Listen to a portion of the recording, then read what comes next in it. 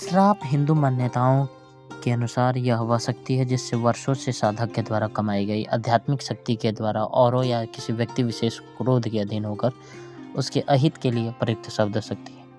नमस्कार, मैं हूं एस लक्ष्मण और आपका स्वागत है रियल फिल्म स्टोरी के इस नए वीडियो में। मूवी कुमारी, जिसके लेखक हैं निर्मल सहदेव, कलाकार हैं ऐश्वर्या लक्ष्मी और साइन टॉम चाको। कहानी की बात की जाए तो कहानी में ऐसा दिखाया गया है कि बहुत पहले देवलोक के अंदर एक देवी हुआ करती थी। उनकी इच्छा थी कि वो धरती पर घूमने आए और वो देवी उनके देवी सहेली के साथ पृथ्वी पर घूमने आती। उन्हें धरती से लगाव हो जाता है।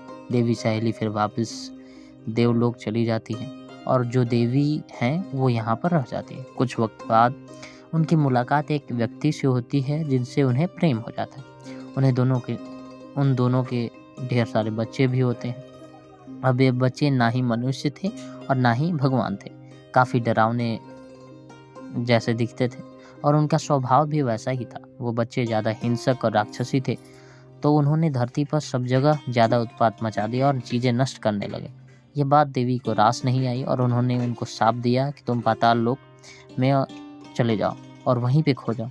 ठीक वैसा ही हुआ। वक्त आने पर देवी भी देवलोक चली गई। उनके श्राप से ये बच्चे, जिनको चाठन कहा जाता है, उनको इंसानों ने लालच में आकर पूजना चालू किया।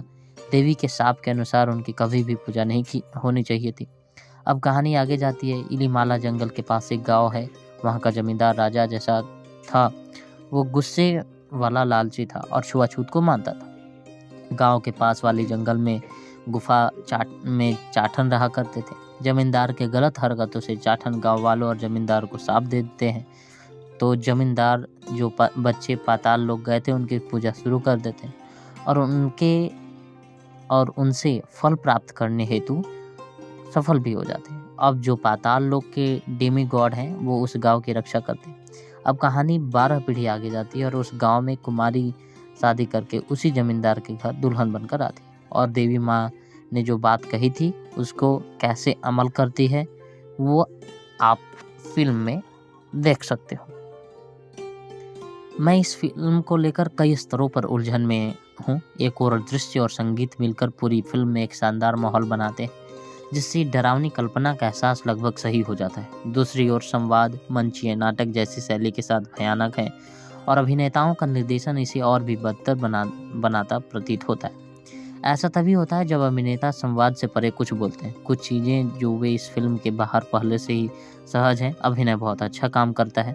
साइन टॉम के हालिया अनछुए साक्षात्कार अब इस जगत के विस्तार की तरह महसूस होते हैं। या तो आप इसे पसंद करेंगे या आप इसे नफरत करेंगे। मुझे इस फिल्म में उनका प्रदर्शन इतना पसंद आया कि इस फिल्म में उनके प्रदर्शन के बाद किसी और को उनके प्रदर्शन के बारे में जिक्र करने की ज़रूरत नहीं है। ऐसे लोक कथाओं के प्रति हमारी धारणा को खोए बिना लोक कथाओं का उपयोग करने और इसे पश्चिमी संवेदनशीलता में लाने का एक प्रयास है।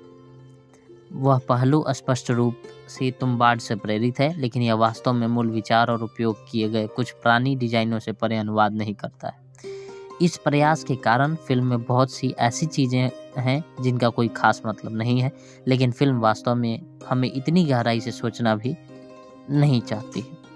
कुल मिलाकर मुझे लगता है कि डरावनी कल्पना के रूप में अपनी कमियों के बावजूद कुमारी एक अच्छा प्रयास है। फिल्म में लगभग 30 मिनट की कटौती करके आसानी से एक बेहतर अनुभव हो सकता था। रनम और कुमारी बनाकर दोनों फिल्म को दृश्य परिदृश्य में स्पेक्ट्रम के अंतिम छोर पर रखकर और दोनों को सौंदर्य की दृष्टि से आश्चर्यजनक बनाकर फिर भी लेखन विभाग में कुछ कमी होने पर निर्मल सहदेव ने अपनी सौंदर्य संबंधी संवेदनाओं और अपनी कहानियों के लिए एक बेहतर पटकथा लेखक की आवश्यकता को साबित किया है। फिल्म की स्टोरी आइडिया यूनिक है। सिनेमाटोग्राफी बहुत ही सुंदर, बीजीएम डरावना माहौल बना देता है और सबसे अहम बात वीएफएक्स का काम बहुत कम है।